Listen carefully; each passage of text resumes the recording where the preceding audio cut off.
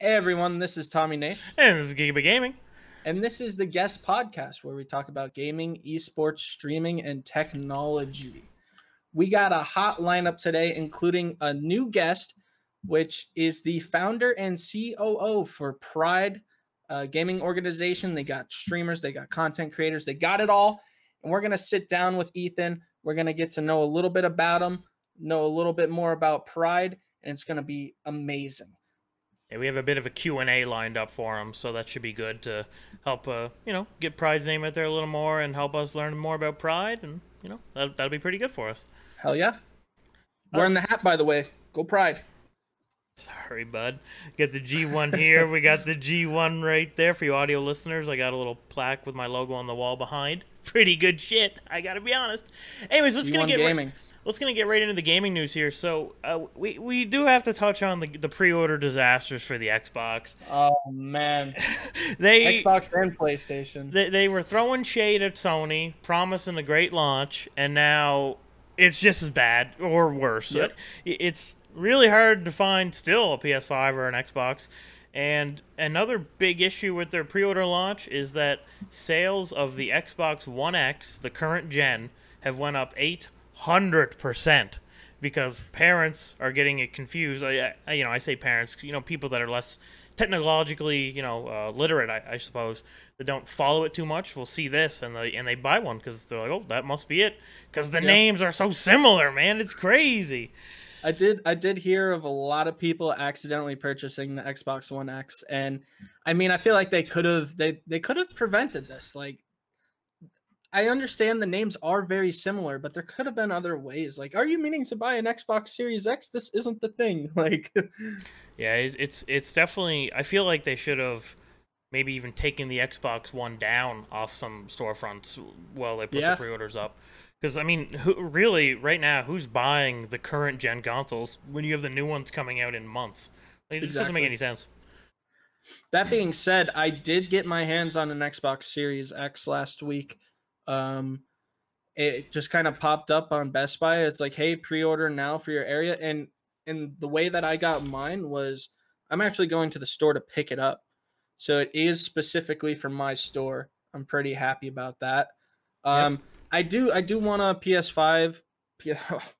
We can talk about this PS5 pre-order debacle way more because I have tried so hard to get this.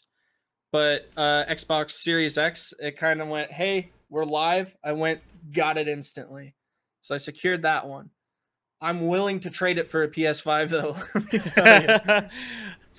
I mean, we said it before, like on the past episodes, but with all the Xbox games that really come to PC, at this point, it's like, for us at least, there's like no reason to own an Xbox, because I have a beast PC that'll just play all my games on anyways.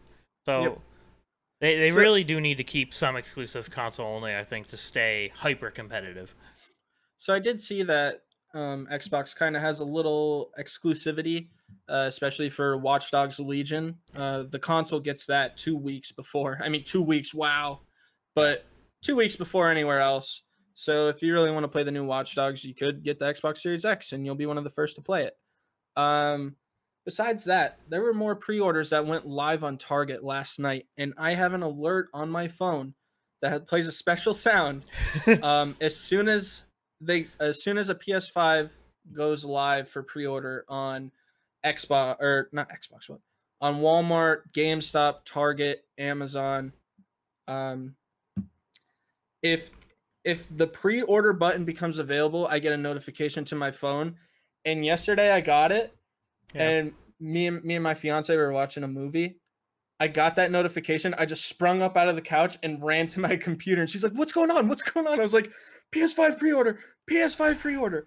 And I sat where I am right now. I sat in the Target website, Control R pre-order, Control R pre-order, because I just kept refreshing the website. And it's just like, not available, not available. And I just keep hitting Control R pre-order until it would get me in. And it's like, do you want the Allstate 2-year protection plan? I was like, no, go to checkout. And I ran into multiple problems, but I perfected it by the end. If I had this perfected, I would have easily been able to get a PS5, or I would have had more chances. But my issues were do you know Honey? Yeah, I use Honey. The thing that gives the coupons. Yep. Every time I'd go to the checkout screen, Honey would pop up and be like, there might be coupons available. So I'd have to X that out and then hit the checkout button. So I just uninstalled Honey. I was like, I don't need you right now. Yeah. So I uninstalled that. And then we got to the next step where you choose your card that you want to place the order. And it kept having me re-enter the entire card number in. And then if I hit enter and I got through that step, I'd have to put the security code in. So I was just like, I'm never going to get this. So I actually probably don't recommend doing this. But what I did was I I typed my card number out and then I copied it. So as soon as I get to the card number spot, I just hit Control V, Control V, Control V. That's funny. So I actually did get it very perfected, but I was still unlucky at the end, and I have yet to claim a PS5.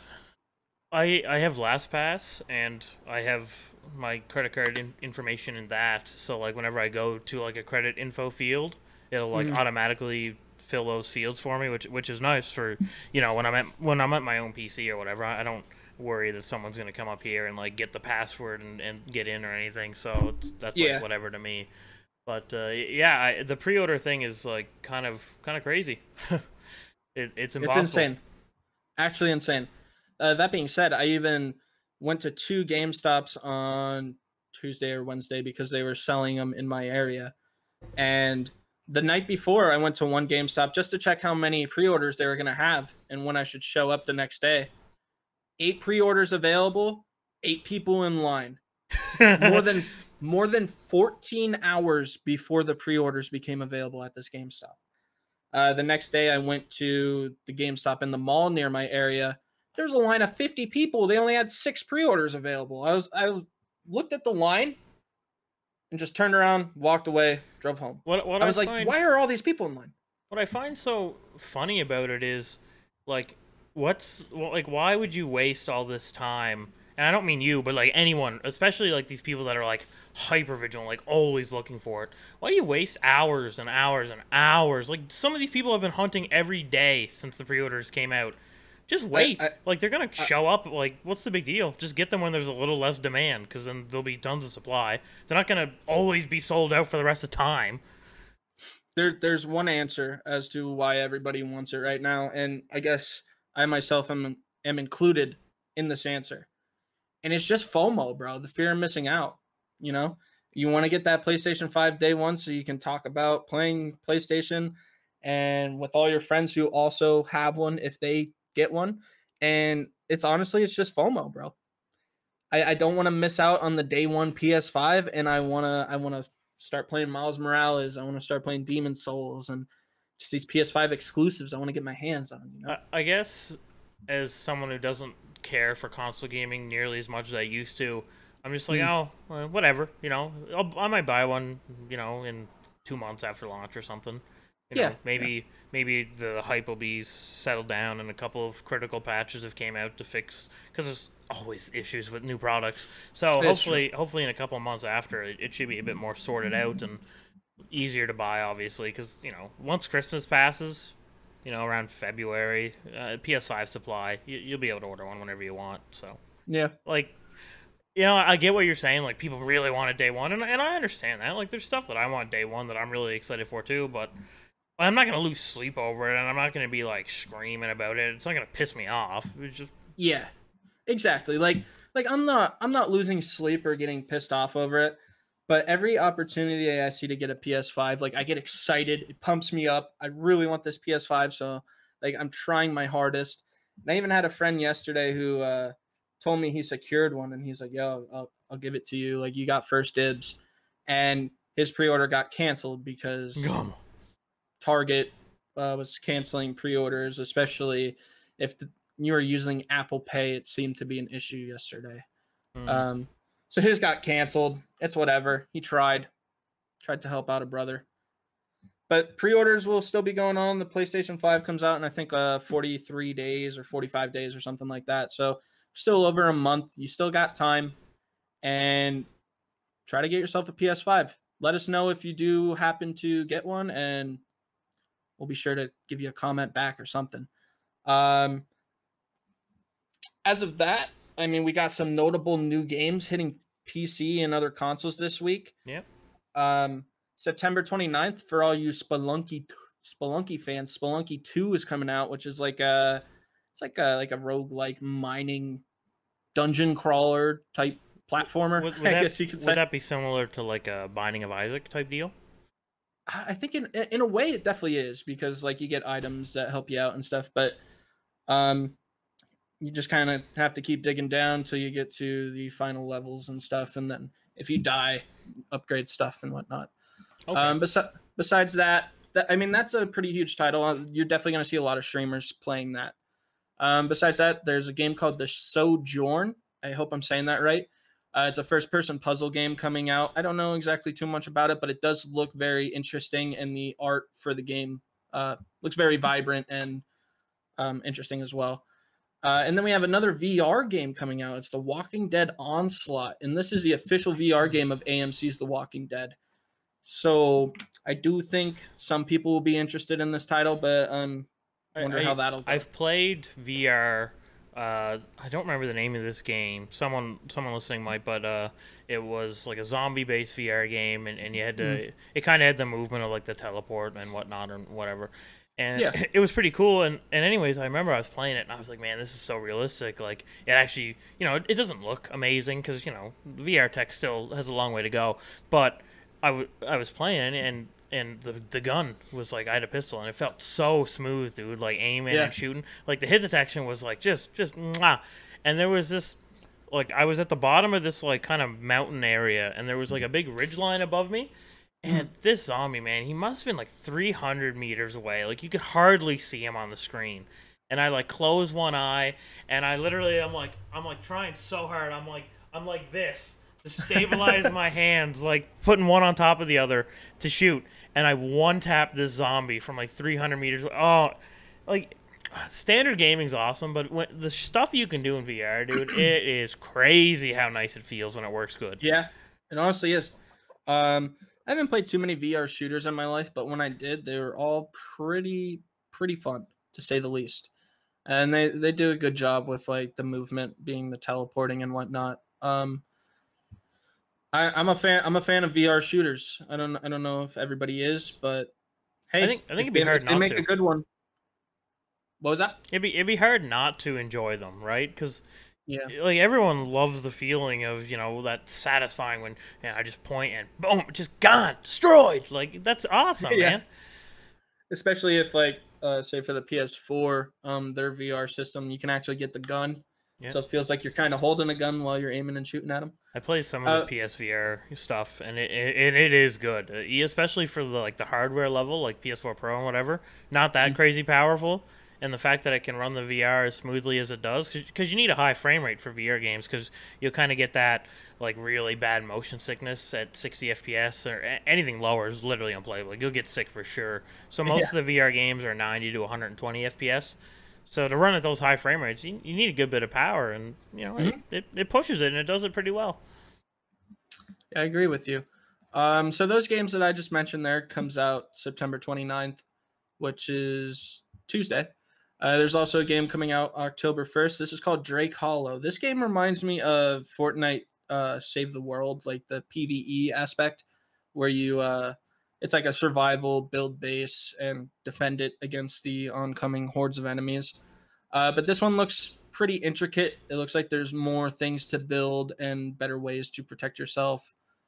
So this might be a game that I'm actually interested in. Just from watching the trailer, I thought it looked really cool. And then October 2nd, we have probably one of the biggest games coming out in a while, and this is Star Wars Squadrons. Yep. Now, this game, I'm worried for one reason. I'm a fan of low prices, but this game is only $39.99, so it makes me think like it's probably not going to be a full game, because if it were, it would be $60. Or there will be like microtransactions or something included. Isn't it multiplayer only, I thought? So there is a story mode, I think. You could be right. I'm not saying you're wrong, but I'm pretty sure there's a story mode and there is multiplayer. You could be right.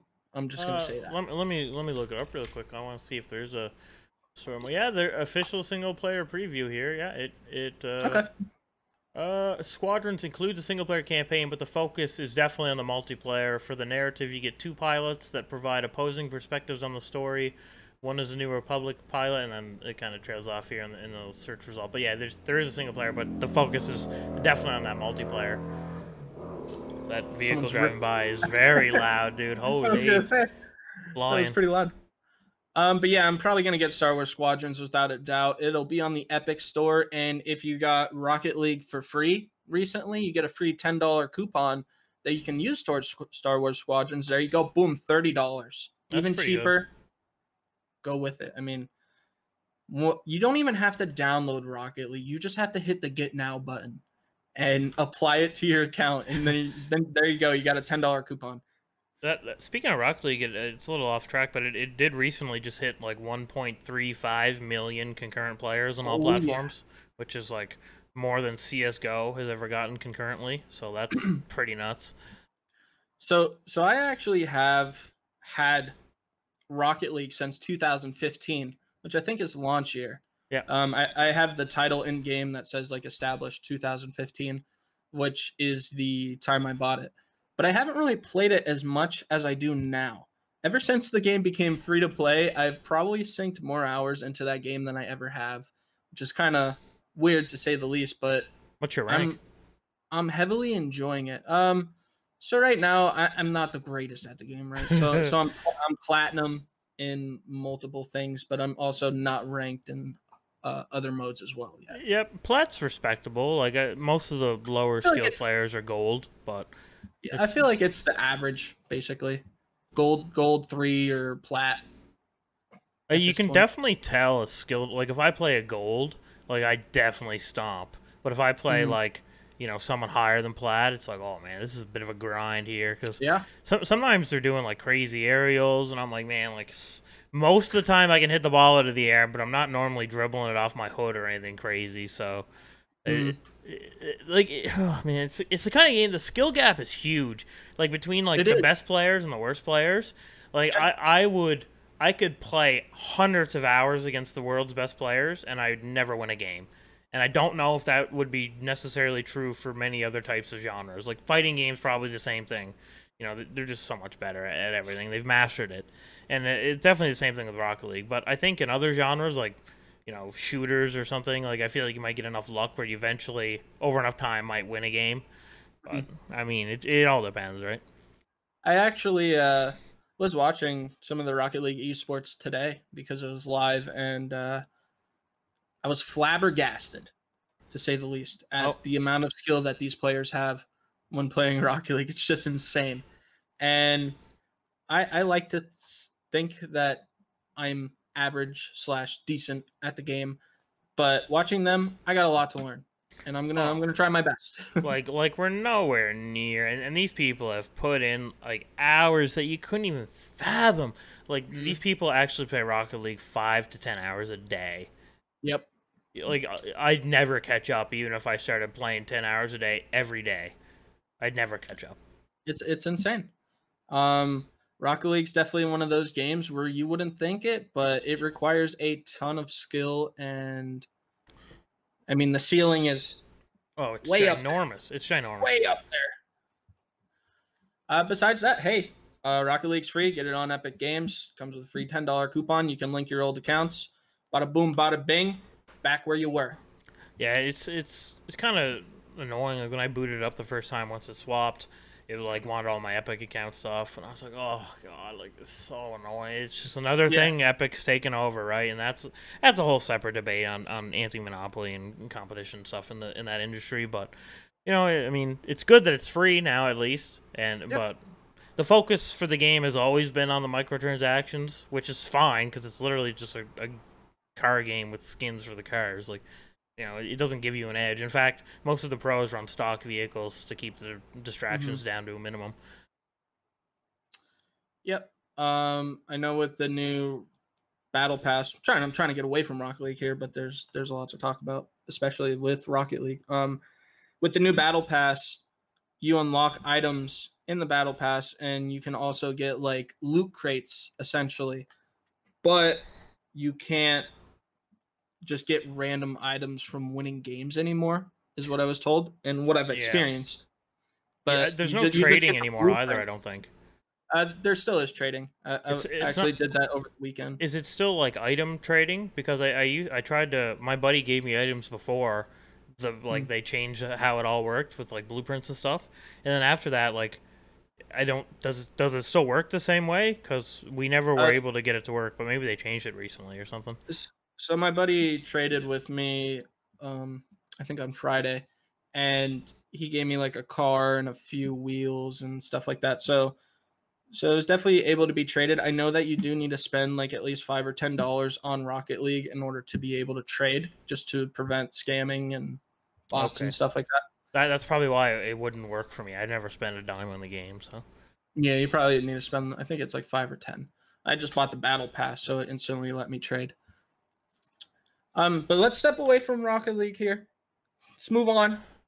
We got a lot to talk about, including our guests. Can't wait for that. But hey, Among Us 2 got canceled. What's with that?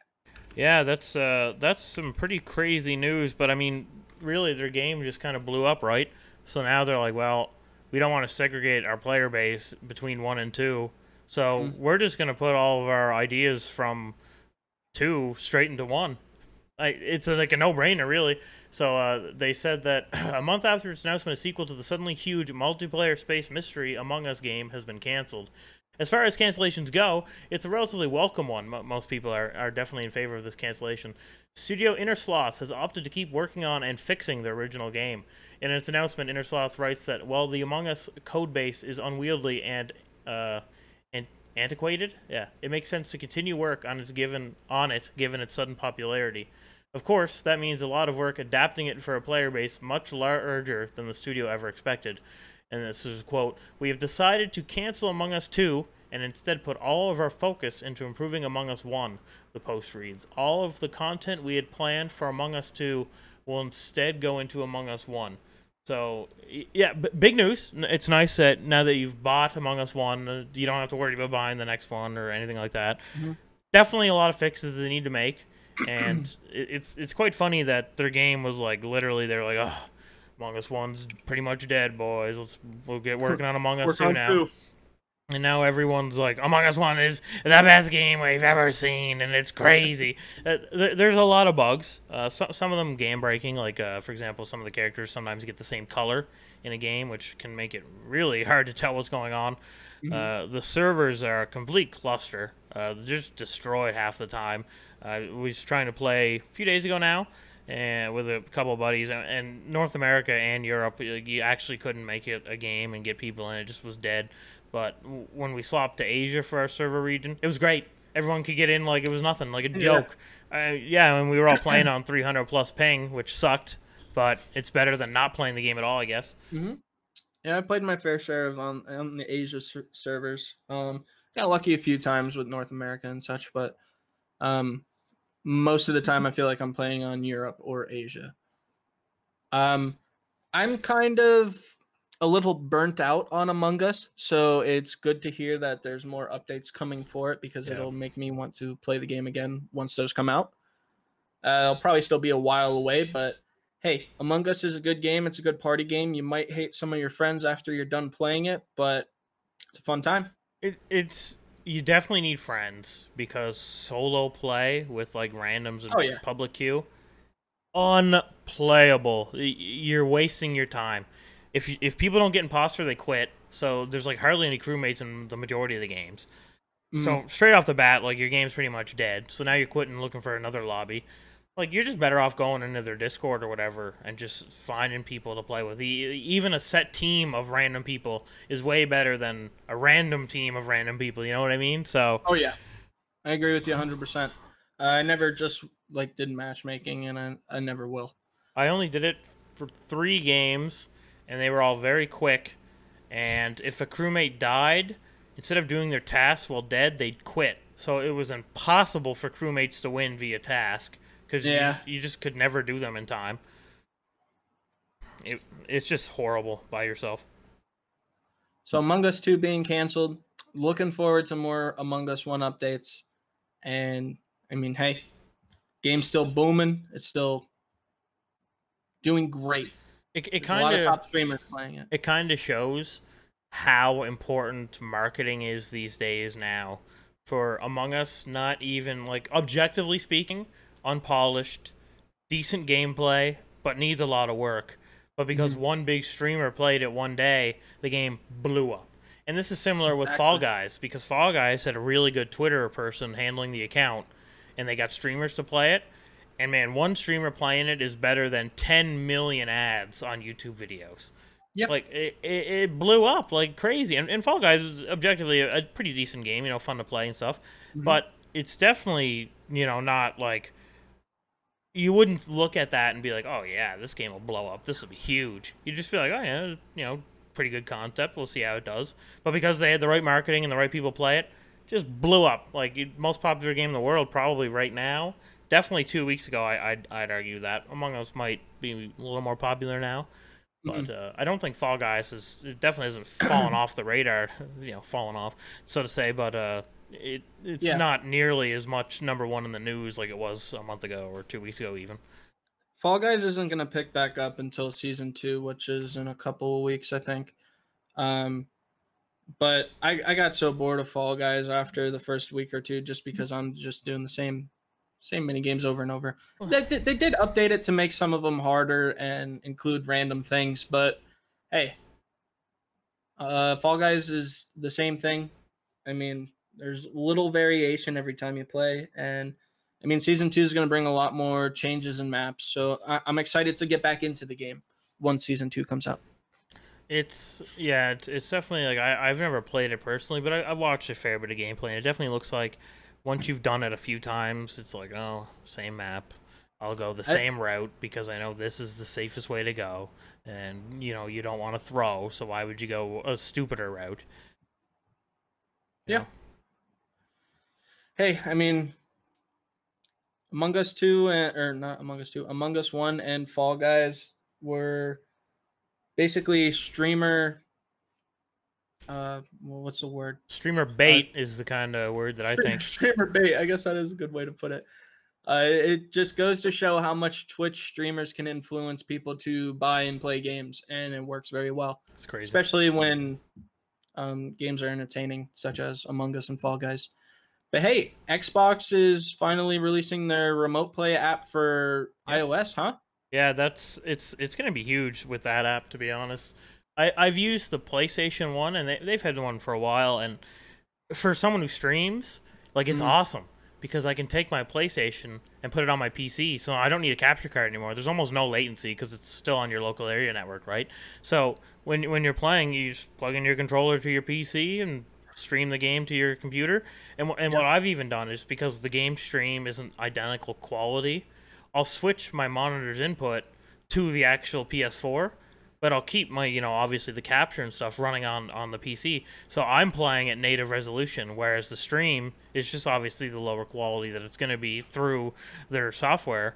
But that doesn't matter because, normally you're not streaming at the same resolution the game is anyways. Most people who stream, especially console-based games, the majority is 720p. So even though my capture isn't nearly as high quality as the actual game, it doesn't really matter. I just swap my monitor input and I'm good to go. And That's a good point. you could likely do the same thing here with this. So we have in our notes here that Microsoft is about to release a big Xbox app update for iOS that includes the ability to stream Xbox One games to an iPhone. A new Xbox app will arrive in the App Store soon. No date yet, I don't believe. That includes a remote play feature, which lets Xbox One console owners stream their games to an iPhone. Remote Play is different to Microsoft's xCloud service, which streams games directly from the servers instead of your own console. This Xbox Remote Play feature will connect to your own Xbox console, and not to the xCloud. So xCloud is a completely separate thing. It's similar to Sony's own PS4 Remote Play feature that's also available on Android and iOS. You'll be able to access your Xbox console over your Wi-Fi connection or even LTE or 5G connection. As this app takes control of your home Xbox, you can remotely start your console outside of the house. The Xbox will start up without a sound or the Xbox light at the front, so completely stealth. You don't even see it turn on. And when you disconnect, it goes back into the standby after a brief period of inactivity. A new Xbox app arrived on Android recently, and this updated iPhone version includes the same new design and new features. You can quickly download or share game clips and screenshots captured on Xbox One or Xbox Series X/S console, and you can even manage console space and delete games. So it seems like you get nearly full power through your phone remotely, whether you're in another room or you're at the office at work or something. You can do anything you want, which is a really welcome change, because it gives you more power, and people really like, I'll just go do whatever with my console now. Oh, I want to download this game. Let me just go into my Xbox and buy it. Now I download it. Now it'll be done when I get home. I'm actually excited to try that out. I haven't even tried out the PS4 Remote Play, but I'm very interested now, to say the least, because I'd love to, before bed or something, just lay in my bed and play like Ghost of Tsushima on my phone. I even have like a special connector that hooks up to the controller, so my phone rests on top. Because back in the day, I played like Call of Duty Mobile with the controller. You were sweating like crazy on kids, man. Oh yeah. But I don't know where it is. The meta was to boot up to boot up COD Mobile on BlueStacks on your PC, and then unfortunately they did kind of make it so mouse and keyboard didn't really work right, but that's okay. So BlueStacks can kind of make it work right if you do like the right customization features and stuff, I think. That's like hard cheese for like sweating on kids on mobile, because you'll win every game, really. I remember when PUBG Mobile first came out, I ended up downloading it on BlueStacks, and we were going on like 30 kill streaks and just winning every match, because not a lot of people were using PC to play PUBG Mobile, so we were literally just destroying the competition. I would consider it a form of cheating, really. I mean, I would too. It's fun to stomp kids, people that are playing on their phone, right? So I get why people do it. It's, similar to the skill-based matchmaking argument in a way, right? But hey, speaking about cloud services and this whole Xbox app where you can play on your phone and such, Amazon actually just announced a new cloud gaming service called Luna. Yep. This has been, it kind of is like Stadia, like Google Stadia and the xCloud. But this has been rumored since last year. It was codenamed Tempo. It's going to be initially available for PC, Mac, Fire TV, iPhone, and iPad. So if you're just on your iPhone or whatever, you download an application for it, with an Android version planned after launch. So Amazon's new cloud gaming service, it's going to be in early access. And while it's in early access, it's only going to be $5.99 a month. And you don't need the controller to play, as for what I'm seeing right now, but you could buy the Luna controller, which is Alexa enabled, of course, for $49.99 during the early access period. So it says here more than 100 games available via the Luna Plus channel. So you got some good games here: Control, Resident Evil 7, Panzer Dragoon, never heard of that one. A Plague Tale: Innocence, The Surge 2. What else we got here? Doesn't look like multiplayer games, which is a good thing, because Grid, that's a good game.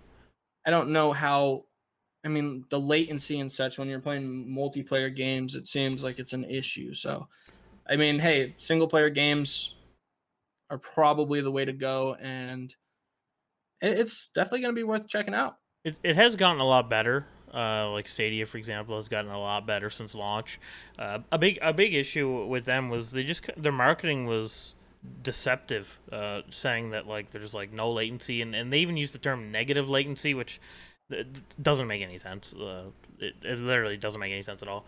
So, when you're trying to, people that are smart with tech stuff, they're not going to see that and just take your word for it. They're going to be like, that's a bold-faced lie to all the consumers. And then people make a bunch of articles and podcasts like we're doing, and we're like, yeah, this thing sucks because they're lying to us. Even if it comes out and it's great, it's still not what they said it will be, because it's impossible for it to ever be what they said it'll be. Yeah. So, it's better now, but everyone has the bad taste in their mouth. People hear Stadia and they're like, oh, yeah, Stadia, that thing failed, right? Oh, Stadia. Yeah, exactly. I actually tried PUBG on Stadia because my one friend was playing on it, and he's like, "Yo, try it out. It's free. You get a free trial. Blah blah blah." And I'm not gonna lie, there was some latency for sure, but overall, I was able to play the game. I was able to enjoy it, and I had a positive experience, to say the I least. think people that have fiber optic connections to their home, like high speed internet for sure, are definitely gonna have a better time. Mhm. You're just gonna have less latency overall with a fiber connection than if you'd had coax or especially DSL. But yeah, it's the kind of thing where you already need to have a pretty good internet connection to even have a chance to have an enjoyable experience. Yeah. So there'll be select titles in 4K and 60 FPS, and they're actually partnering with Ubisoft for a specific gaming channel on there that you can play some Ubisoft games. So these channels, I don't know, maybe you know a little more about it, but how's that work? Is it like you almost like go to a remote and you're like, well, channel one is the Ubisoft channel. I'll play my Ubisoft games, and channel two is this. Yeah, so I think it's basically the channels are like gaming categories per se. Okay. So I mean, Ubisoft will definitely be its own unique one, but you go to the Ubisoft channel and then you have those to choose from.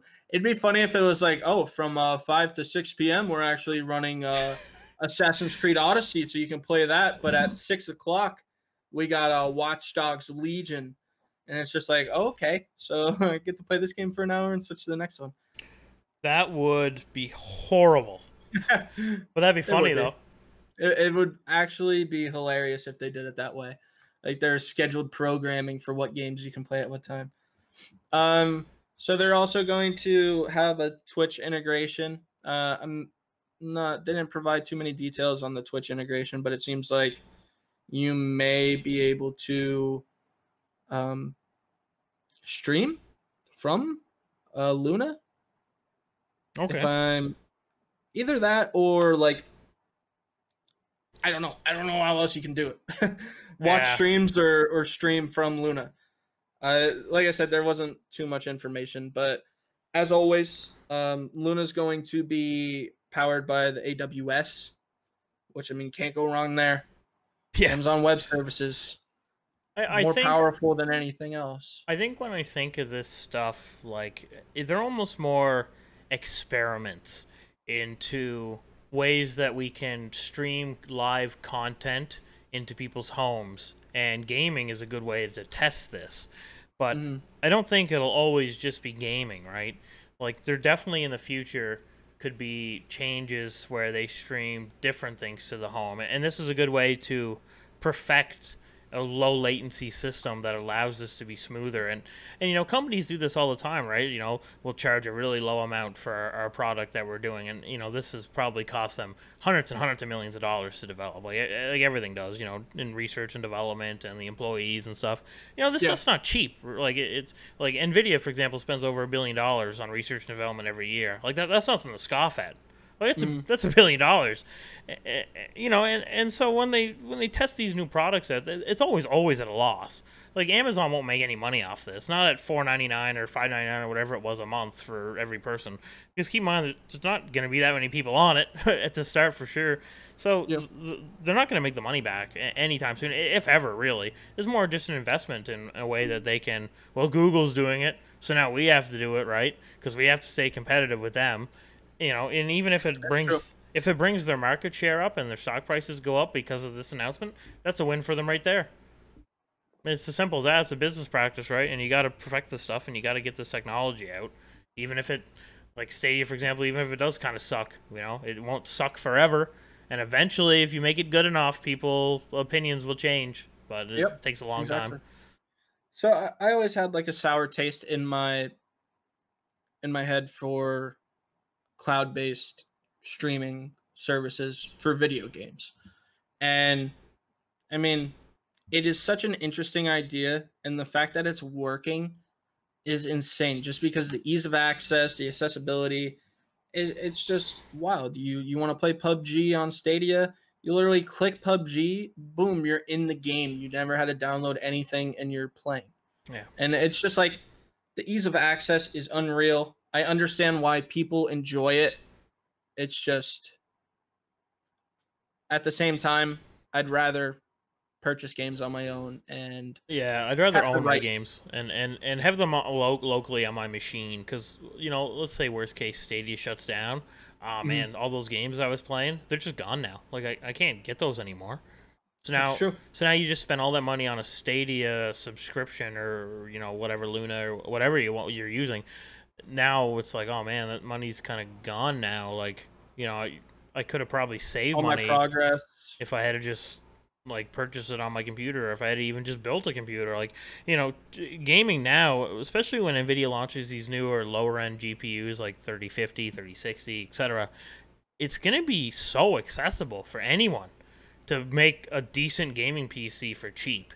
Like we're Yep. talking under $1,000. Even console prices like $500, $600. It's gonna be pretty cheap to get a pretty powerful system, man. Yeah. I'm excited to see what Luna brings to the table, and I want to see what people are saying about it after they play. Yeah. I know specifically you and I aren't ever probably going to touch Luna, but I'll I'm see excited videos to on it though. I'm excited to see what people say about it, to say Yeah, the least.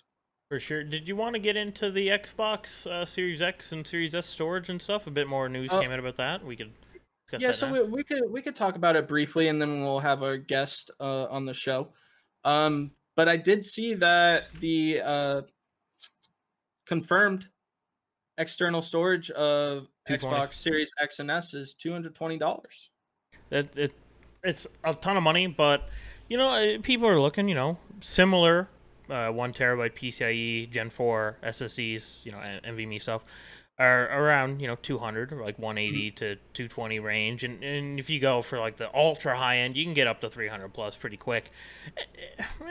It is like we said before, right? Where if you're buying, especially the Series S, you have such little storage to begin with that you're almost forced into buying that expansion.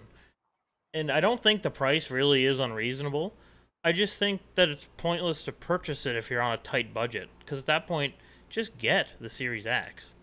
Yeah, I agree with you. Anyways, so we have a bit of information here to put it in more detail as to why it costs so much. So the Xbox Series X and Series S are both capable of loading game worlds almost instantaneously, delivering seamless gameplay that won't leave you waiting for minutes on a loading screen as new areas generate. Very, very critical. That advantage compared to the Xbox One is largely because of the new Xbox storage device, which is a custom NVMe SSD rather than the hard drives used previously. When they say custom, it's similar to Sony's thing where it's custom firmware. So Okay. I believe these are Seagate SSDs, maybe on the Xbox side. I'm not too sure Sony. But yeah, that's what they mean when they say custom. It's firmware that Microsoft has written for their own solid state drives. And I think they're teamed up with Seagate. Not too sure on who Sony's teamed up with. I'd have to look into that some more. Or maybe there's just no info. But that's what they mean when they say custom. Like their developers have written firmware to specifically maximize performance inside their console. And that's why Sony is correct when they say it's the world's fastest SSD, because in their use case for games, it is the world's fastest SSD because of how they've programmed it. So anyways, rather than the hard drives that you used previously in the other consoles, which are very slow, it's one of the biggest game changers going into the next generation. If you're wondering how all of it works, well, we'll break it down for you quickly here. So regardless of whether you get the Xbox Series X or the Series S, your console will come with a custom non-volatile memory host express solid-state drive, or NVMe SSD for short. It's small, loads incredibly quick, and because it's an SSD rather than a hard drive, there's no moving parts. However, hard drives aren't fast enough to actually run Xbox X and S games, so you'll need to migrate them to your internal storage or the official expansion card before they can be played. So you can plug in a hard drive, but you can't play any games off it. You can just store them there. So anytime you want to play, you got to swap them.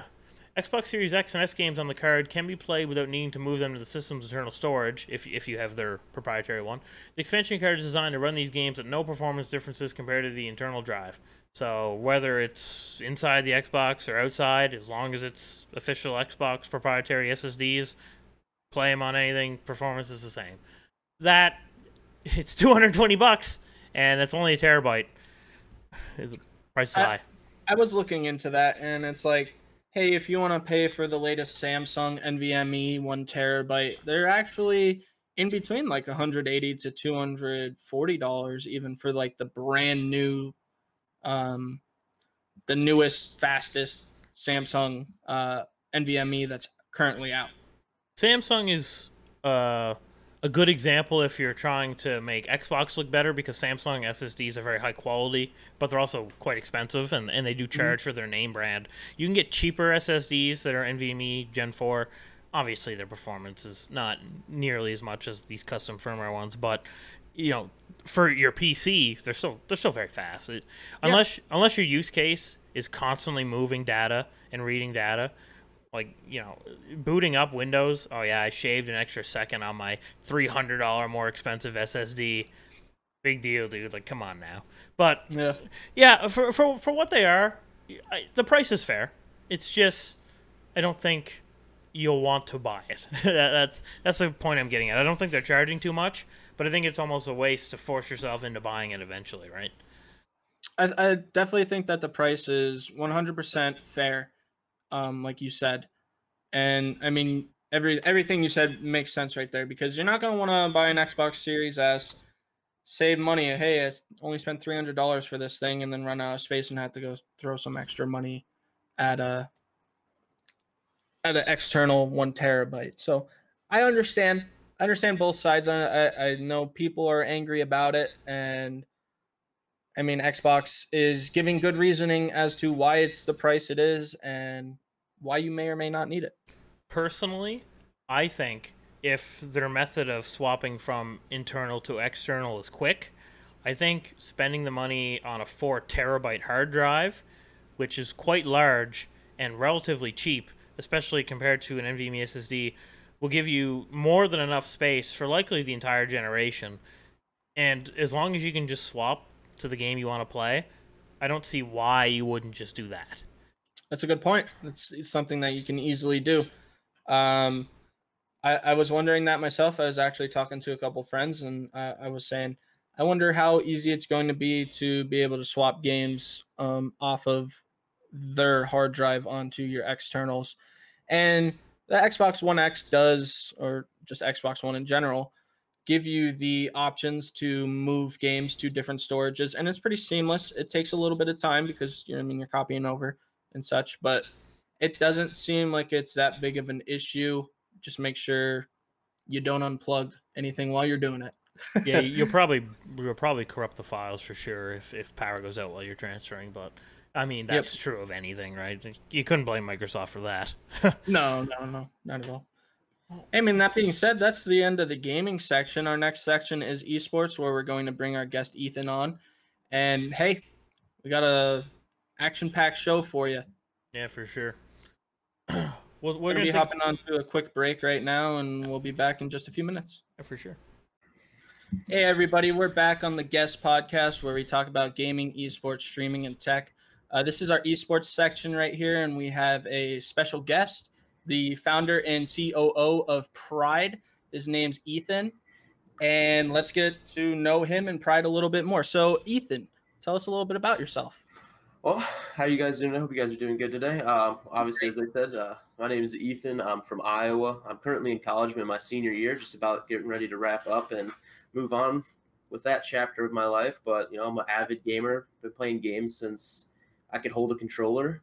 Got into esports through Call of Duty, probably around back in Black Ops 2. So I've been a big fan of esports and a competitor in esports for a really long time, and kind of moved on from my competing days, and now I'm into running an organization. Yeah. What do you study in college, by the way? I am an elementary education major, so I'm studying to be a teacher. Okay. Cool. Awesome. What are some of the games that you play now, and for the competitive aspect, what were you competing in?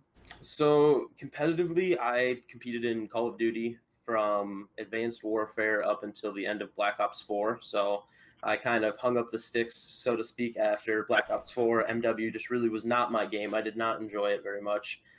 As for now, I play a lot of Apex Legends right now. It's probably my main game. I really enjoy it. I honestly think it's probably the game I've been the best at ever. Awesome.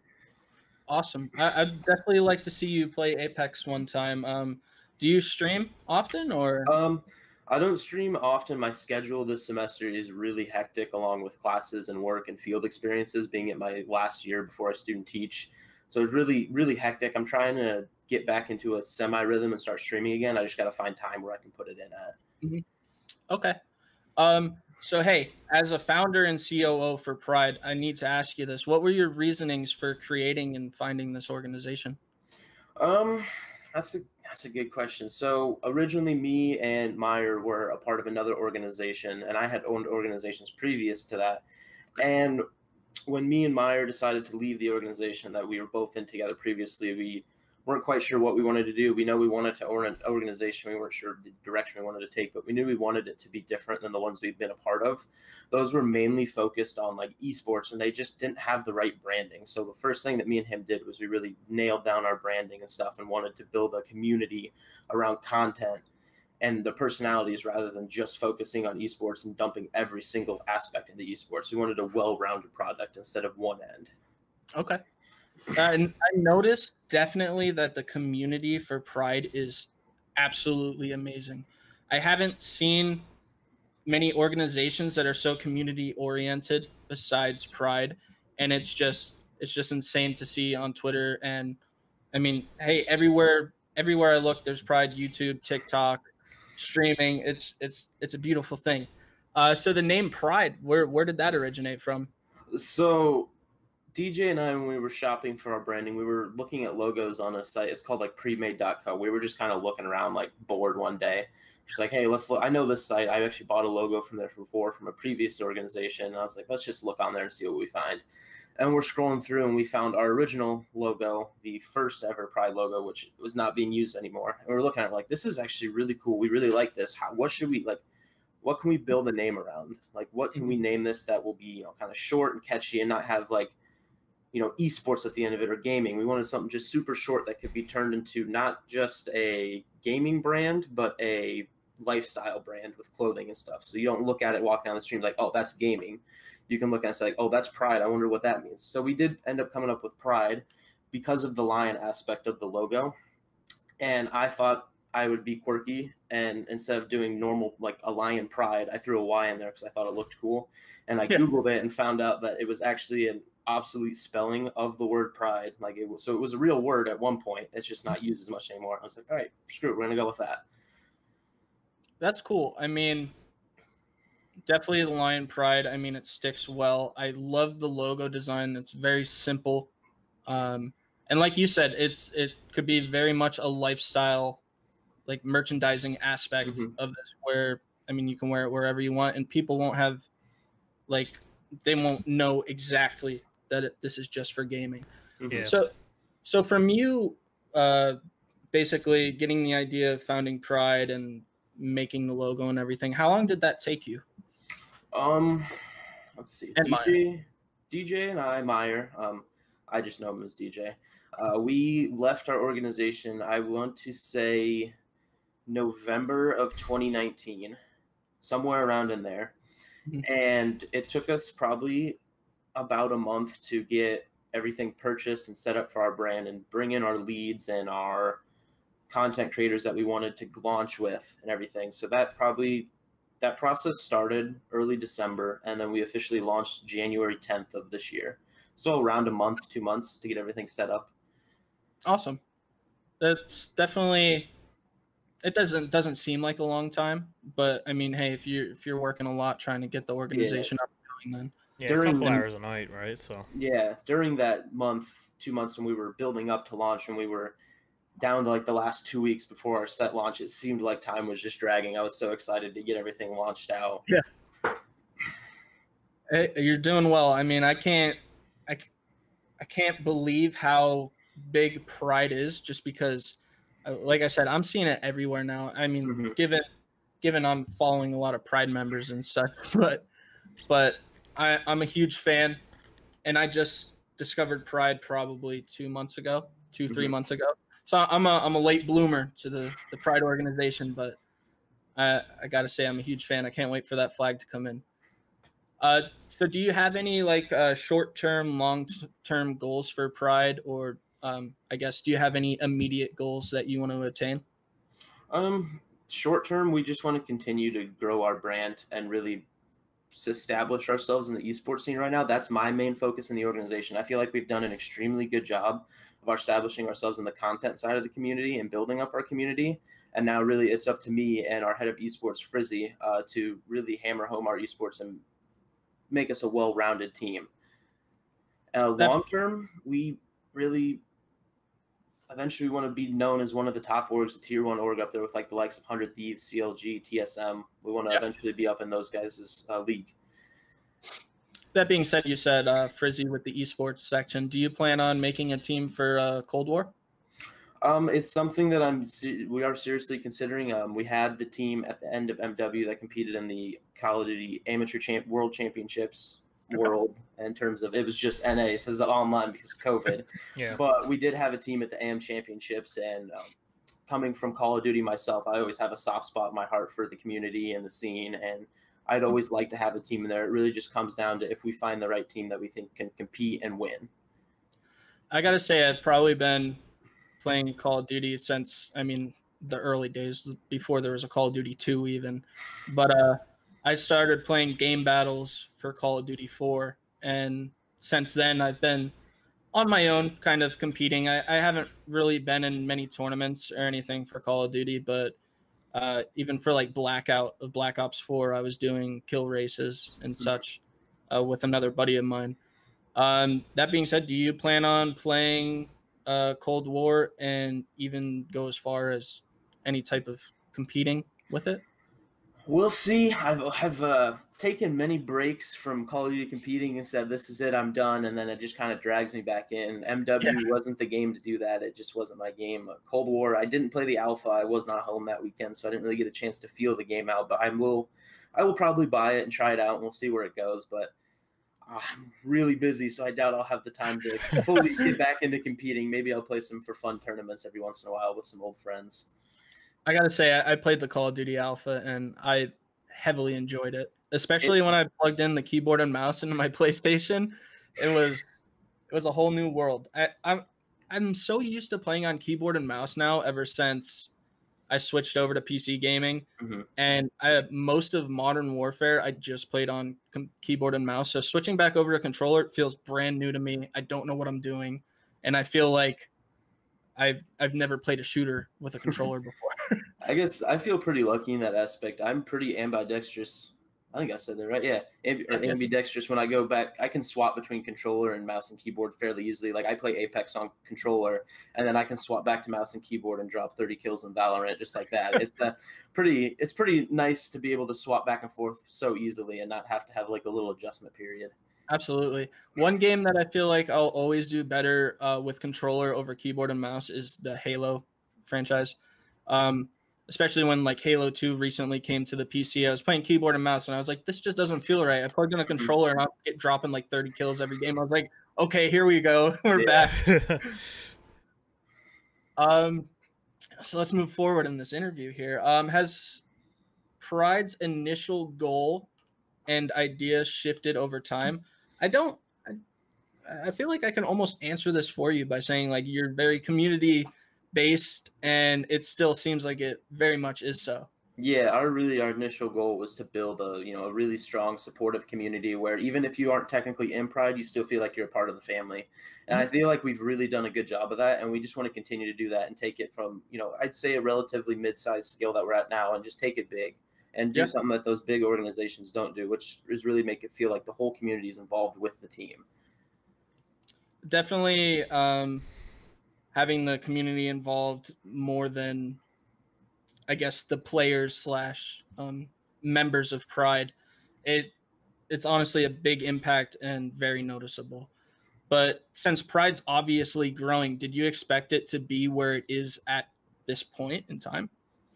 No, honestly, I didn't. When we first launched our launch day, I was really nervous because we talked like, oh, maybe we'll get 100 followers, maybe we'll something like that. I personally wasn't really expecting much, and our launch night we gained about 600 followers, and now 8 months in, we're at almost 3.6 thousand, and it blows my mind every day. Like I wake up every morning and I go through notifications on the Pride Twitter, and I look at the number of followers we have, and I'm just like, I still just can't believe that we have that big of a following already, and it's only been 8 months.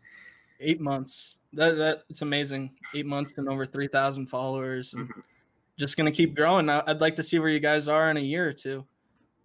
Yeah, me too. I'm really interested to see where we are at the year mark and the 2-year mark. So what's your favorite part about Pride? Oh, that's tough. There's so many different great parts. We have just such a great, solid roster: streamers, content creators, designers, editors, management, executives. Everybody is just so amazing. I think probably my favorite part would have to be just the relationships we built within the team and the community. I've met so many amazing new people, so many talented people, and made a lot of new friends that I would have never met if it wouldn't have been for me and DJ deciding to go on this crazy journey. It's definitely a crazy journey. Is there anything that you can that you would redo if you were back in the beginning forming Pride? Is there anything that you would do differently now that you think about it?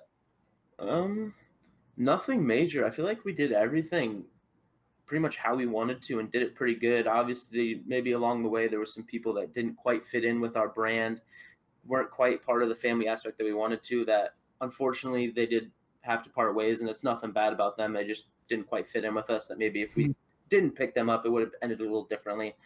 But again, we're thankful for everybody that's been a part of Pride and helped shape us in the direction that we're going now. So nothing really major that we would have changed, no. Awesome. That's good to hear. So esports side of things, what teams does Pride have and what games? Right now, our main esport is CSGO. That's really about all we're in right now. Other esports are kind of at a standstill. Call of Duty is in their off season. Apex is in a really weird point right now. The meta is just super messed up, and the competitive scene is kind of suffering from that. Yep.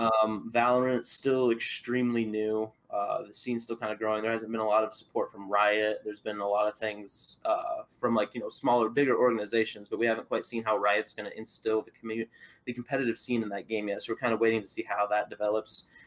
We did have a team in Halo for the Halo 3 throwback tournaments, which went really well. We ended up being probably a top 2 team in the game for the entire tournament. Oh, wow. All 4 tournaments. And fortunately, that's over now, so we're kind of waiting to see what happens with Infinite. That got pushed back. So we kind of have our eyes on a lot of different things like Rainbow Six and games like that. I have our eyes on it, some fingers in the water, some talking to some people, but right now CSGO is our main esport and we're really focused on. So something you might know or might not know about me and Giga is we are in an organization currently right now called the Mystic Alliance, and so I'm the head of the Valorant team, and Giga's the head of the Rainbow Six Siege team. So, I mean, we've definitely seen things as they are for the esports side, and especially with Valorant, like being so brand new, I feel like you're basically just trying to hop in community tournaments right now and like website tournaments to see what you can get your hands on and practice that way. And it could be, I mean, it could definitely be a source of revenue, even if you're hopping in these community tournaments and your team's doing well. At one point, the Valorant team that I was leading did win one community tournament, and they ended up taking home some money. So that was an amazing feeling, to say the least. Yeah, getting a nice win. And I know, Giga, what your Rainbow Six Siege team is in a, what is it, Xbox ladder? Yeah, there's a bunch of different leagues they're in. The majority of the stuff for console is mostly community-based. The Pro League side's on PC, which kind of sucks, but I mean, at the same time, you can still make some decent money with these community tournaments, like, $15, $20 entry fees. Winner takes home $500, $1,000 sometimes. So it's pretty good money if you're good, and there's a lot of competition out there, actually, for Xbox especially, it seems. So, yeah, you got a good team, you can win a lot of games and have a lot of fun. You wouldn't think that, like the Xbox scene is big for, like, Rainbow Six, but apparently it really is. Yeah, cheating with mouse and keyboard on it's probably the biggest issue, unfortunately, for console gaming. I could see that. I guess that's one thing that Call of Duty did well, was they made sure in the lobby, before you even search for a game, you picked controller or keyboard, and you weren't allowed to go back and change that until you went back to the lobby. But moving forward here, I did want to ask you, is Pride affiliated / sponsored with any brands or other organizations? I guess really for affiliations right now, it's just our apparel provider New. Super excited to be working with those guys. They have some really big selection of teams on their site, not so much big as in quantity, but size. Like they work with a few LCS teams and Elevate, another big organization. So we're really excited to be working with them. As for other like sponsors or stuff, we have talked to some companies, and we're talking to some companies, and hopefully we can find, you know, a company or two that really fits with what we are as an organization and whatnot. Yeah, I gotcha. So moving away a little bit from Pride here, just for a moment. When you're not studying or working or doing anything with Pride, what are some things that you like to do in your free time? Anytime I'm not gaming, studying, working, or doing something with Pride, you'll find me on the golf course. I play golf for my college, so I've been playing competitive golf since I was 12 or 13. So I've been playing for a really long time, and now I'm in my senior season. I'm in my last year of playing, you know, competitive golf. I might play some tournaments after I graduate, just, you know, for fun in my state. But otherwise, I plan on pretty much hanging up the competitive sticks and really just you know, playing like men's league out of my course and taking all those old guys' money out on the course. Funny you're saying that, because for the first time ever, I went golfing probably about a month ago, and it was an amazing time.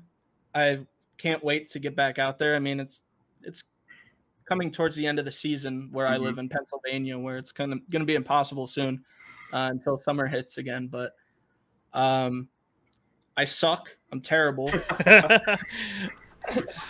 I went to a driving range the day before my first day golfing, and just tried to get down being able to hit the ball. And by the end, I mean, I was hitting them. They weren't going far or anything, but I was hitting them. They're leaving the tee. And then the next day we went in the morning and did like the full 18 holes. And thankfully it was a team-based thing where there was 4 other people on my team, and we were just playing best ball, because I'm not going to lie, there was probably 2 to 3 good shots I had that we played the ball, and they're like, let's go. Like, I felt amazing hitting these shots. And then besides that, I can't drive for shit. Every single time it goes 90 degrees the other way or hits off a tree somewhere. Yeah, I mean, you can, like, I've been playing golf for about 10 or 11 years now, and I just now figured out how to hit my driver dead straight every time. So it's a very tough game. It's a game of millimeters. Your swing is off by just barely anything, and your ball's going way out there. Yep. I guess one of the course that I played on was probably one of the harder courses too, because it was very wooded, and I feel like the green or whatever was very thin, so it was just kind of hard to work with. But hey, I can't wait to get back out there, and golfing is really fun. I never played besides mini putt. And I'm actually okay at mini putt. I can win most of the games against my friends, but don't have a huge interest in actual golf, and a membership at a course is pretty expensive here, so it's kind of like a pretty big barrier to entry, and I just don't have that much free time, honestly, after work and stuff to go, and it is what it is. But it's the life of a content creator. I guess we can finish it off here, but where do you see yourself in 5-10 years from now? 5 to 10 years from now, probably married to my wonderful girlfriend, living in a place, teaching for a few years, maybe a couple kids would be really nice. I'm really actually excited to be a dad in the future. It's something I've wanted to do for a really long time. But in terms of Pride, I say in 5 to 10 years, we're going to be on top of the scene. We're going to be running these things. Hell yeah, I'm rooting for you 100% of the way. Besides that, I mean, hey, this is our interview with Ethan, the founder and COO for Pride. Is there anything else you want to include about Pride or anything else before we end this? Well, if you haven't, drop us a follow on Twitter at GGPride, unfortunately. Working on getting that changed to just Pride. But yeah, drop us a follow. Keep up with our amazing content creators and streamers, esports matches, CSGO, we have matches a couple times a week, usually streamed live on our Twitch, which is the exact same, twitch.tv/GGPride, same as our Twitter. And we have an amazing caster. He's super high level. I'm surprised he doesn't do a lot bigger things, to be honest. yeah, the matches are always super entertaining. So yeah, make sure you stop out by them, cheer the boys on, and support the org. Cheer the boys on. Go Pride. With that being said, thank you so much, Ethan, for coming to the guest podcast. Can't wait to talk to you more after this. Yeah, and hey, one more thing, just saying, if Pride needs a podcast, let us know. We'll have to see. I think we have something cooking up in that department. Actually, it might be awesome. Might be interesting. Awesome. Glad to hear it. Can't wait to see. Thank you guys for having me on. I really had a good time. Yeah, no problem, Bo. It was good meeting you. Yeah, nice to meet you. All right, so we're going to take a little break here, and then we're going to go on to the streaming and tech. But this was the esports section with, once again, Pride COO Ethan. Everybody, be back soon. So, welcome back. We just had a great time with our guest, and now we're going to hop straight into the streaming section of things. So we're gonna get through this right quick. Not a huge amount of streaming news to get into here, but that's okay. Is what it is. So some of you guys may have heard of the tensions that are flaring now between XQC and Summit 1G during the Among Us stream that they had. So there's clips of it that you can find for sure, but we have the quotes here that we'll list off.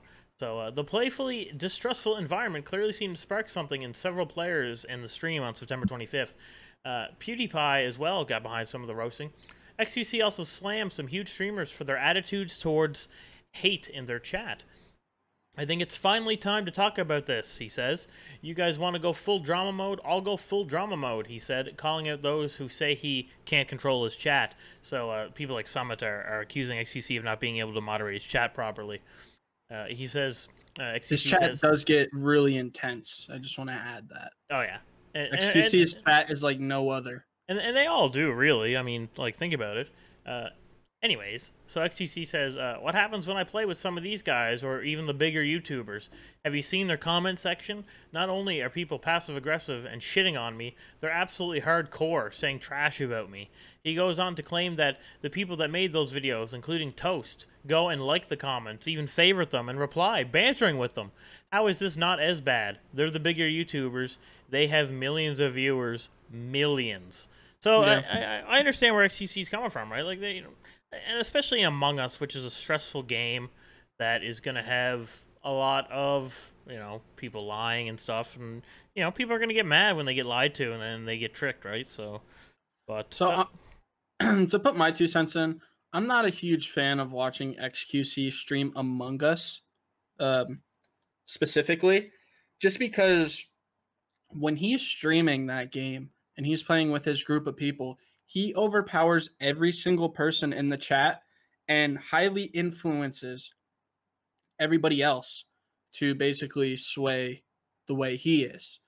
And I understand, especially I know that G Fuel recently had a Among Us group get together, and there are a lot of big names in there, such as Summit, XQC, PewDiePie, Moist Critical, Logic was even there. Yeah, there are a few others, but it's just hard when XQC is screaming into the microphone and not allowing anybody else to talk. And I mean, his chat, that's a whole nother story, because his chat can be very toxic.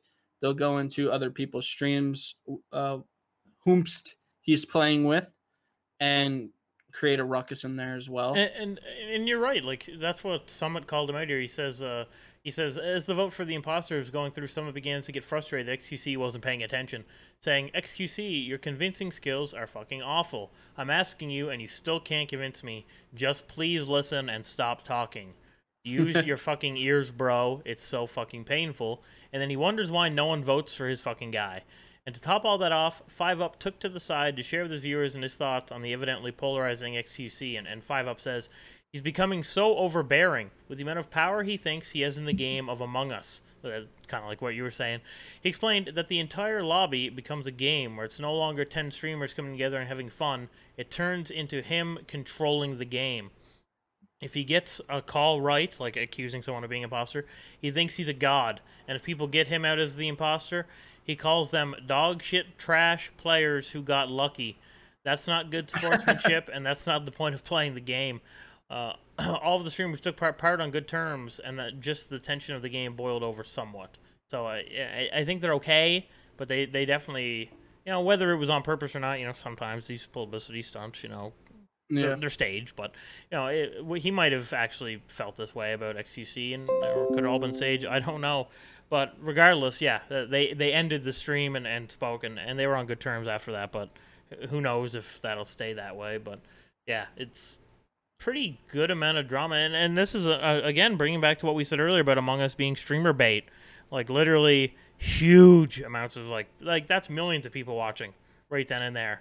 Like XQC and other popular streamers all streaming the same game together at once. Millions of people watching live, and then you have the YouTube videos, which are going to get millions of views too. So I mean, like, man, that's a lot of people watching that game, right?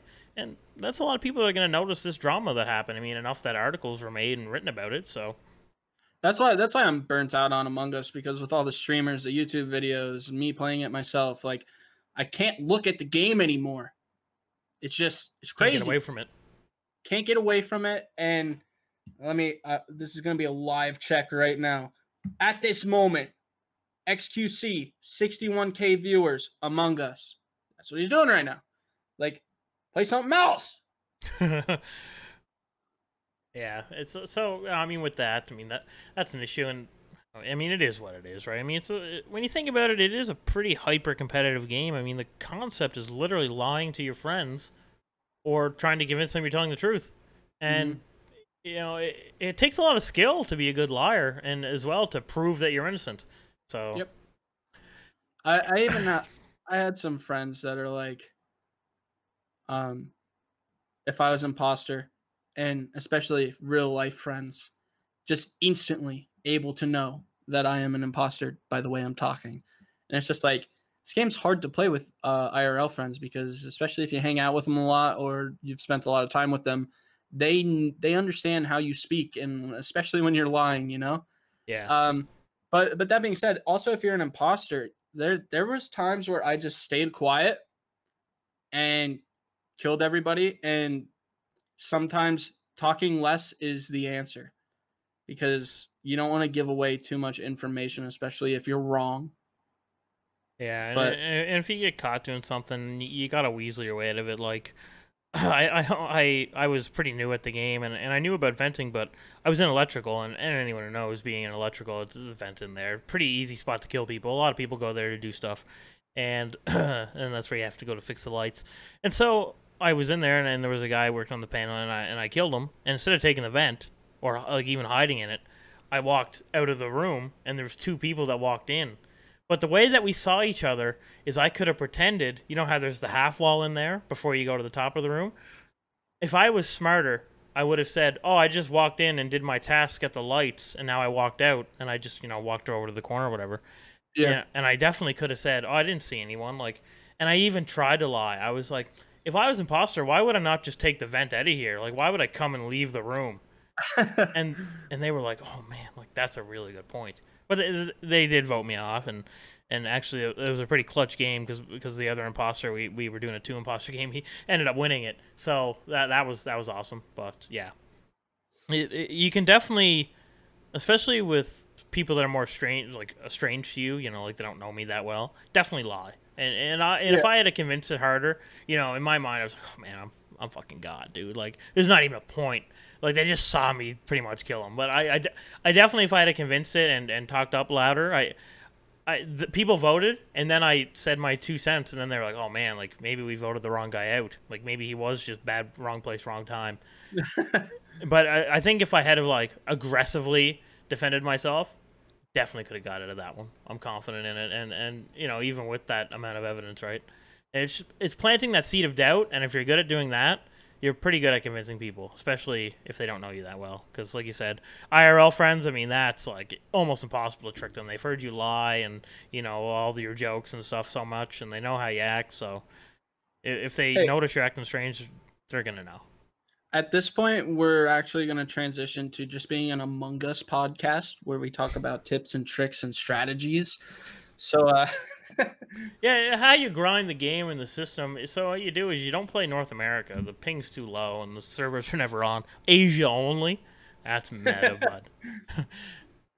Yeah. No, but moving forward from Among Us. Yeah. So How there's about some big news here with apparently follow botting getting even more severe.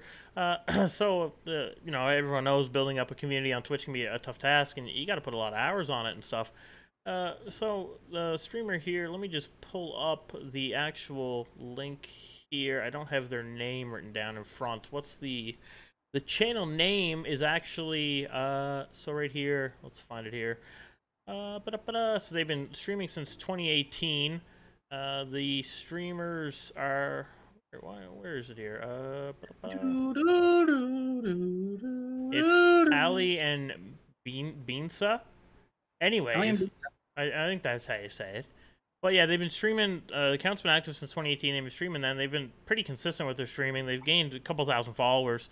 They were about 5,000. And then on September 19th, they got follow botted to 22,000, which, I mean, that's a pretty significant follow bot, like 4 times the amount of followers. But then a day later, the number went from 22,000 to 4.64 million followers. And that's insanity. That put them in the top 10 category for Twitch. So that's insane. And there's a tweet here where someone said, "Can anyone explain to me how their channel got 4.6 million subs?" They said subs, they meant followers in one day. What is that bullshit? At Twitch, fix that. And they responded by saying, "We got botted, and we've tried to email them multiple times, but they cannot do anything about it." I think Twitch definitely can do something about it, man. They have complete control over their website, and they can do anything they want, like shut accounts down, ban stuff. They can, I mean, they can do anything they want, man. It's their website. They have information on everything. So I think how does that happen though? Like, how is there 5 million bot accounts just all targeted at one streamer instantly? Like, well, when you think such an insane amount of accounts, when you think how fast AI can do stuff, like how fast a program could run. If you had a program that ran to create accounts, it wouldn't take you very long to get to 5 million. But then what stops this person from just doing this to everybody, you know? Nothing. Like, all right, Tim the Tatman, I know you already have however many million followers, but let's just give you 5 million more real quick, you know? And that's why I think Twitch needs to take an aggressive stand on this, where they got to not punish the streamer unless they can prove they've done it to themselves.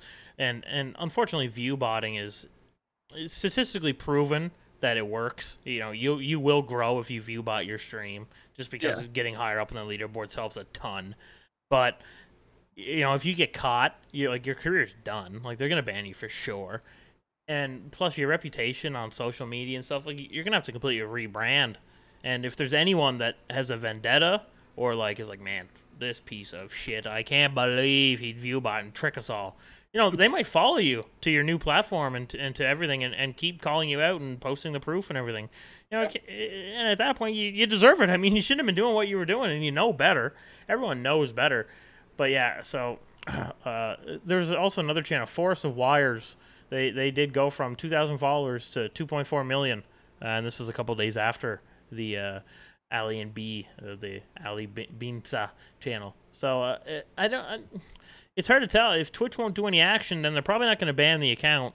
And the only real reason that you'd ever follow bot or view bot someone deliberately is to try and get their account banned as like a troll, right? Because you know, if you do that, the Twitch might auto flag the account, right, and like an AI or whatever, their programming might auto ban you. So it's like, man, what are you doing? Like, I don't know. If I had that happen to me, I'd be like, oh, cool. Like, someone pretty much just cheated for me. I'll report it and hope it gets fixed. But if not, this is just the reality now, man. Like, it is what it is. Yeah. I feel like, I mean, hey, followers are followers. The more you have, the better. At the same time, it's just like, it's just a number in a sense. And you want to hit these milestones organically. So I could understand people getting upset, but there are applications out right now that you could go to a website and unfollow or make all of those people not be a follower anymore. Yeah, Commander It's called, Root like, Commander has Root, the yeah. And that's a utility you got to use at your own risk. I've seen someone accidentally like set their follower count to 0 when they were trying to remove bots, and you got to be careful when you use a tool like that, and especially because it's not an official Twitch sanctioned tool. So, you know, I'd rather have Twitch officially deal with it, but if they won't do anything, you might have to take matters in your own hands, and it's kind of sad that it's up to how you want to handle it at that point. That a company owned by Amazon, one of the world's richest companies, cannot actually fix an issue with your channel after you've reported it numerous times, and you could probably get legitimate followers to send reports into. So, like, that would be a lot of report traffic on one channel, and more than enough to set that off. And you'd think someone would have to look at it and be like, oh, wow, like, their Social Blade stat and our internal systems report that this channel just got ginormous in literally 5 seconds. Like, there's no way that's legit. Yeah. Anyway, so, yeah. That being said, I mean, that's basically the streamer section. We don't have a lot of news today on streaming.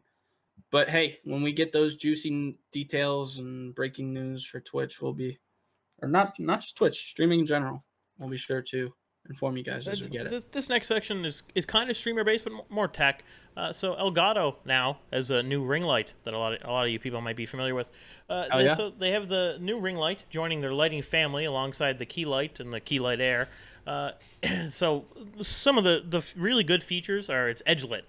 So the light isn't directly on your face, and there's multiple diffusers, 2 of them, in fact, and it uses Opal. Is that how you say it? Opal? I think it's Opal. Opal glass, and a translucent grid panel as well. So this really, I watched Epos Vox's video on it, it really prevents any eye strain at all. And you'd think, oh man, like a light 5 feet from my face, or even smaller in some instances, right? You'd be like, oh, it must have some amount of like fatigue. Nope, like pretty much none. Like, and you're looking at the light right in your eyes essentially for hours at a time. Elgato's done a great job mitigating this, and as well as they have the central camera mount inside the ring, so you can actually completely center your camera inside the light. So that's amazing. The light shines right on your face, and the camera aims the same way the light goes. So it's perfect for lighting up your face. I personally have a light on this side and a light on that side, which is good for the green screen, but I think a ring light in front would get rid of any shadows that I have on my face, which would be ideal. But, you know, I'm rocking an Elgato Key Light Air right now, and I think this is probably one of my better purchases I've made for streaming. I mean, as of right now, if you're watching the video version, you can see this is the light at 25%. And it's also at the, like the orange, like, what is it called? The warm light. The color so then temperature. I can change it. Yeah, the color temperature to be 3 different options. And I mean, you can do it all manually on your phone. And then like 25%, 50%, 100%. I can look at it 100% and it's not hurting my eyes just because of how they do it.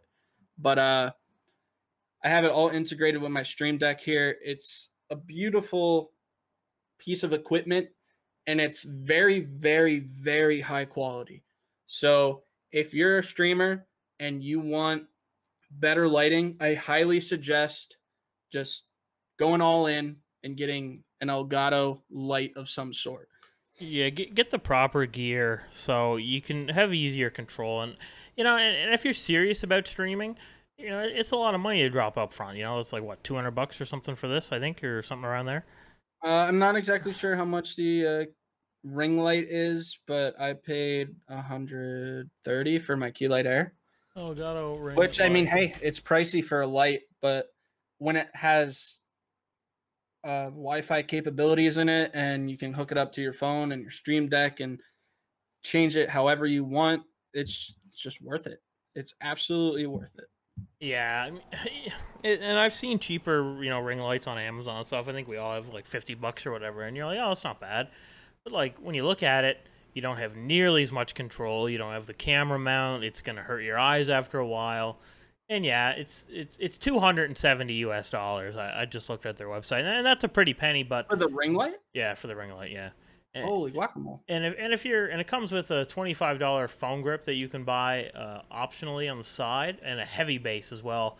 I think if that was like you weren't going to clamp it to your desk, you wanted to like put the base on.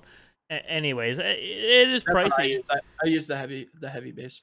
Oh no, on my side right here it says 199. So Oh, I don't. maybe it converted to Canadian for me. Okay.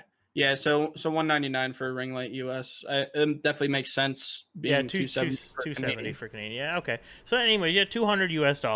It's still pretty penny, right?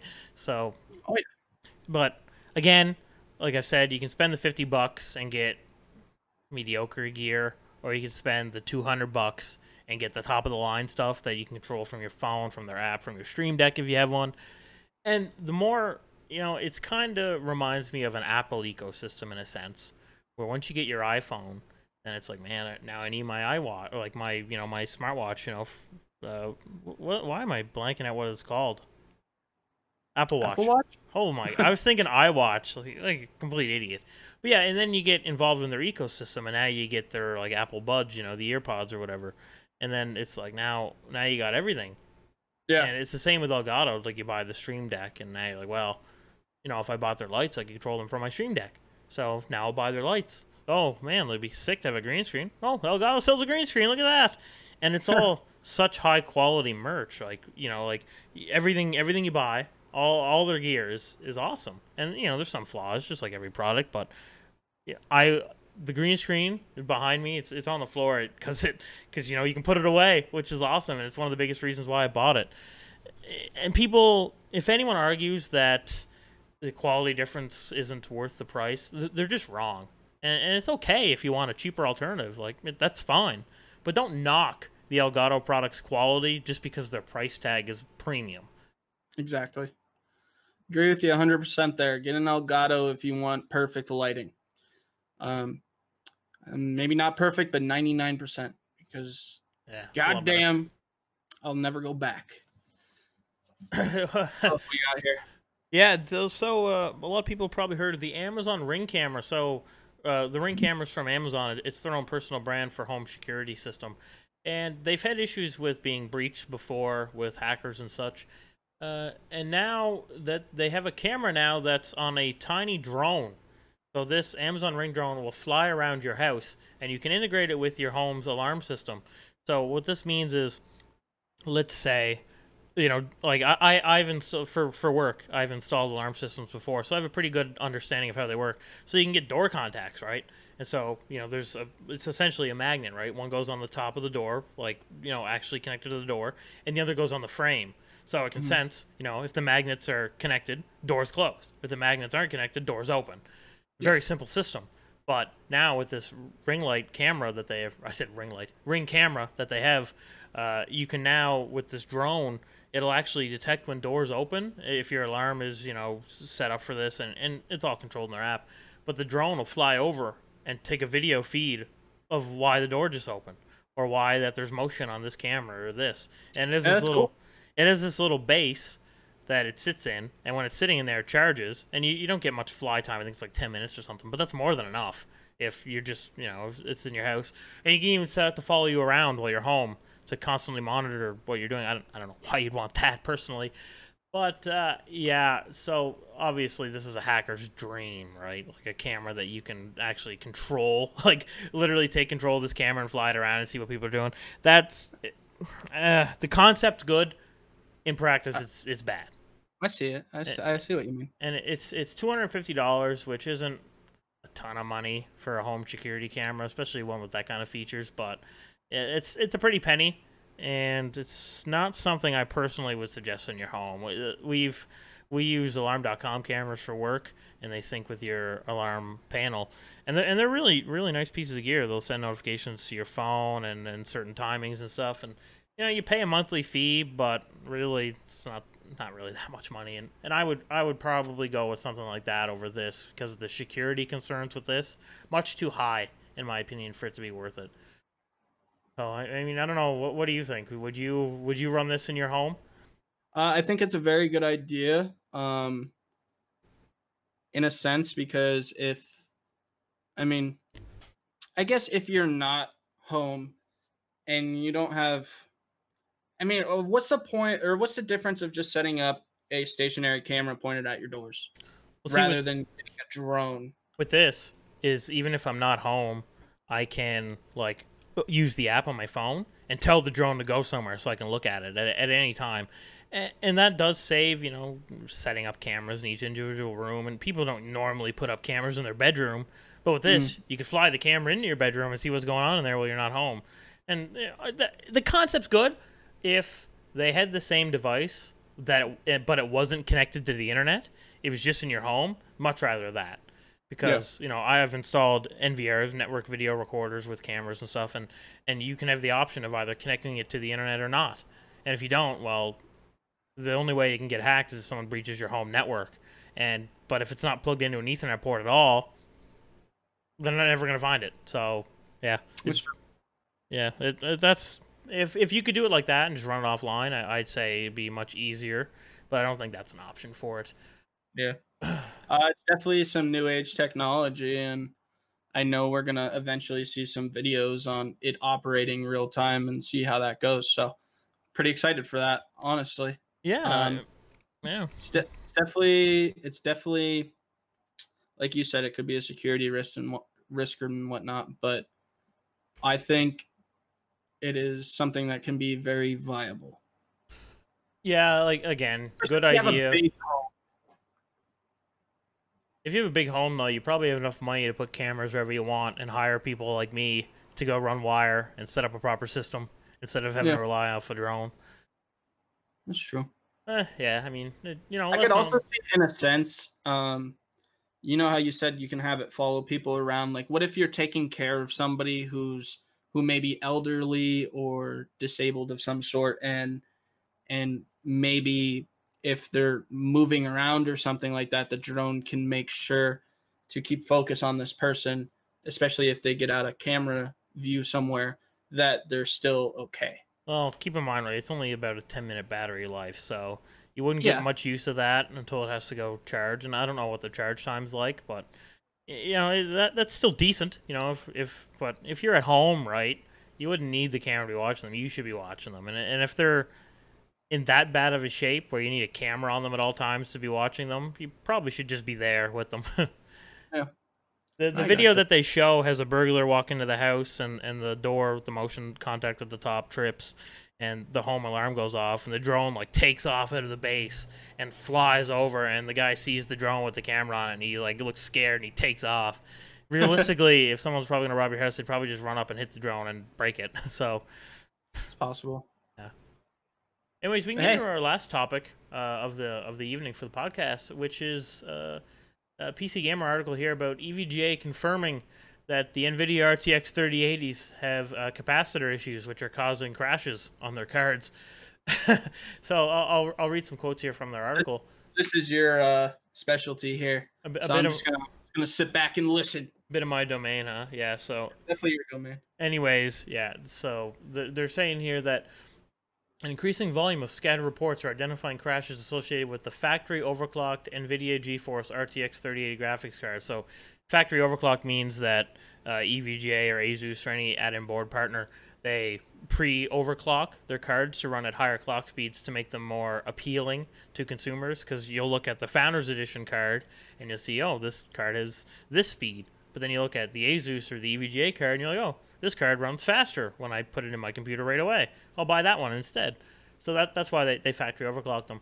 Our sister site, Tom's Hardware, has identified a statement from EVGA that seems to confirm that a specific type of capacitor could be a contributing factor in these crashes. A previous report by website Igor's Lab cited that the capacitors are the likely culprit behind these crashes, instability, and black screens people are experiencing. EVGA's statement says that engineers were doing quality control testing on the new cards when they found that a specific 6-capacitor configuration on their cards cannot pass the real-world applications testing. The replacement of some of the capacitors called POSCAPs, P-O-S-C-A-P-S, funny enough, engineers call these capacitors piece of shit capacitors because they're lower quality than normally you find. So with a larger number of alternate MLCC capacitors, this fixed the problem. They're higher quality capacitors. This is why EVGA GeForce RTX 3080 FTW3 series cards were delayed at launch, said EVGA. Rumors of Yeah. Rumors of problems with some RTX 3080 cards began to circulate earlier this week, and now we have increasing numbers of reports on the forums and Reddit have appeared. Those issues have been mostly traced to pre-overclock cards, as manually lowering the clock speeds seem to have fixed these problems. Most of these cards are using all POSCAP construction, and the EVGA report seems to indicate that problems were prevalent when their own designs used all POSCAP constructions. So, not really sure why EVGA would test these capacitors knowing that they're not that good, and then ship the product anyways, knowing that it wasn't working that well, and they've had testing ideas that they weren't that good, and they're still, yeah, well, we delayed it once. Ship it anyways, boys, who cares? And now they're going to have to... Somebody missed something somewhere. They're going to have to refund and send out new cards to all these people, which is a big waste of time and money, and that's a huge problem, right? Yeah. I mean, hey, as long... It's still early in the 3000 series, so I guess it's better caught and then later down the road when more becomes available in stock. Yeah, it sucks if you own it, but I mean, it's the price that any early adopter pays for new products, right? Like, unfortunately, it's just the reality that the consumers beta test every product that comes to market now, and unfortunately, that's the truth of it. Access. Yeah. So, I mean, it's not EVGA's first time doing something like this, and it was an overheating issue with thermal pads, I believe, on their 1080 Ti model. But they did fix that and give everyone new cards with fixed issues. Or if you opted, they would send you the thermal pads, and you could deconstruct the card, with instructions and such, and put the pads on yourself. A 5-cent fix to prevent overheating. It's kind of crazy that was the oversight. But yeah. Anyways, we talked about SSDs earlier. PS5, Xbox, and now ADATA now has a new SSD in the 1 terabyte to 2 terabyte capacity ranges that they're using the M.2 2280 form factor, and this is a PCIe Gen 4 SSD that seems to have, I believe, the fastest read and write speeds on the market right now, with 7.4 gigabit per second reads max and 6.4 gigabit per second writes. So that is a crazy fast SSD. No news on pricing or when they're going to be available yet. Hopefully soon, since they're releasing specs and such now. But that's an exciting time for people that are into high speed storage, because now you have an even better option. In the next gen of consoles. Yeah. But yeah, that's kind of crazy. I mean, I just got a WD Black M2. Those are solid, really fast, good reliable drives. I'm not exactly sure the speed of it, to be honest with you. I'd have to look at what I bought because I don't remember off the top of my head. But M.2s are fast, and you will notice that if you get a PS5 or Xbox Series X, because I mean, load times have drastically increased. Especially for like Escape from Tarkov. I had that on my hard drive, and it'd take me like 5 extra minutes to get into a game while my friends are waiting for me, and I got an M.2, and now I get in before them. So yeah, and what I really like about the M.2 stuff is there's no cabling required. You just unscrew a screw, slide it in, rescrew the screw. It's like literally that easy. Extremely easy. Yeah, it's the tech's awesome, and it's great. I assume in the future, within probably 20 years, we probably won't be using mechanical spinning drives anymore. Or if we do, it'll only be in enterprise uses like servers and stuff for like mass storage. Like, let's say, I think Seagate has plans for a 30 terabyte drive.